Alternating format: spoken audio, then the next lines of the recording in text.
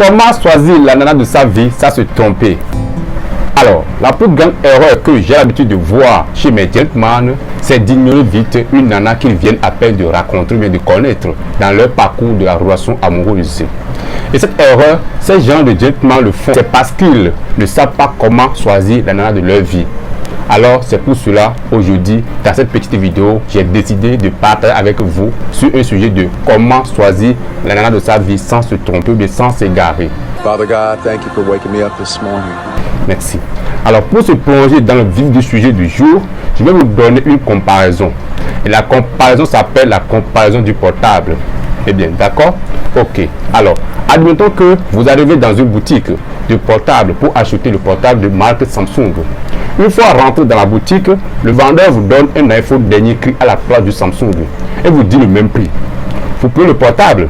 Ah, vous n'arrivez pas à le fouiller. Et à la fin, vous le remettez au vendeur et vous prenez votre Samsung. Pourquoi vous remettez l'iPhone? Parce que le vendeur s'est trompé. Genre, il pensait que c'était Samsung qui vous donne, mais plutôt, il vous donne l'iPhone dernier cri. C'est-à-dire un des iPhones la plus chère sur le terrain, dont le prix est, je veux dire, à quelques millions de plus. Et pourtant, vous l'avez refusé. Pourquoi? Parce que cela ne correspond pas à ce que vous cherchez. Eh bien, c'est justement la même chose pour les relations amoureuses. Papa, I want to marry.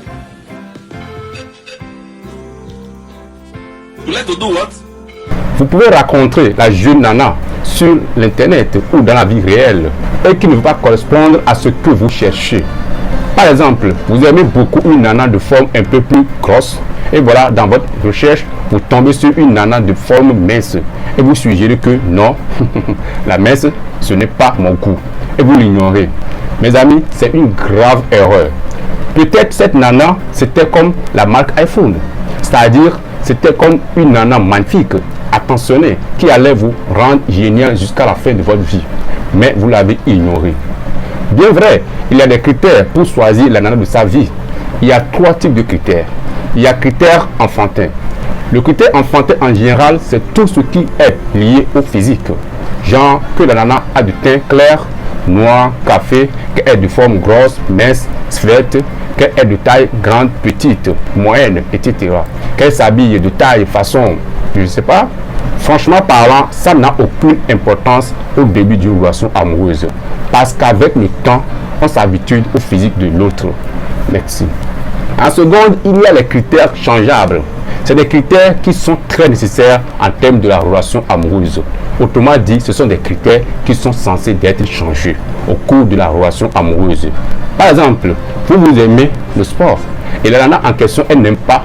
Et chaque week-end, vous partez au sport. Donc, similaire à la métaphore du portable, la nana prend du poids et vous avez envie de l'ignorer. C'est une grave faute. C'est un critère changeable car au cours de votre relation, elle est obligée de faire le sport puisque premièrement, elle voit que vous aimez le sport et chaque week-end, vous le pratiquez.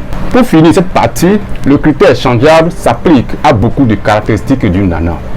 Et à la fin, il y a les critères sensibles. Ce sont des critères qui font sentir, qui font impression sur le sens de la jeune nana. Autrement dit, ce sont des critères liés au physique et au moral de la jeune nana. Par exemple, certaines taches de naissance sur le corps, certains boutons de naissance au visage ou traits de naissance sur la peau de la jeune nana. Dans ce genre de cas, c'est comme la politique. C'est-à-dire que quoi? Vous n'arrivez jamais à garder cette nana puisque ces critères sont sensibles. Évidemment, pour les critères enfantins aussi, ça peut être sensible, oui. Comme par exemple, si vous cherchez une nana de taille courte et que vous tombez sur une taille de élancée, je veux dire, ça peut être sensible parce que ça serait vraiment compliqué d'être changeable. Ce que je vous propose est que quand vous rencontrez une nana, il ne faut pas se bloquer sur les critères voulus. Apprenez à la connaître en multipliant des rencontres au bout de 4 et 5 rencontres. Vous allez maintenant déduire si c'est la nana de votre vie ou pas. Enfin, je serai très heureux, moi, de ne pas faire évoluer vos inquiétudes en termes de séduction. Donc, dites-moi un tout petit peu ce que ça donne pour vous, mes conseils. Et n'oubliez pas de télécharger en bas de cette vidéo votre livre gratuit de 10 sujets d'échange qu'il faut pour synchroniser et la séduire à coup sûr dès le premier rendez-vous. Je vous en prie, c'est gratuit, c'est bien et n'abusez pas tout. Et aussi, laissez-moi en commentaire les critères qui vous attirent chez les nanas et pour vous permettre de faire votre choix. Comme ça, ensemble, nous puissions apprendre, car vous êtes mes gentlemen. Abonnez-vous, aimez et partagez la vidéo à ceux que vous voulez que ça peut les aider, les gars. Sur ce, je vous souhaite une très bonne suite. Restez gentleman à jamais. Mon prénom est toujours Benjamin et que Dieu de coupe à faire soit avec vous. Paix, les gars.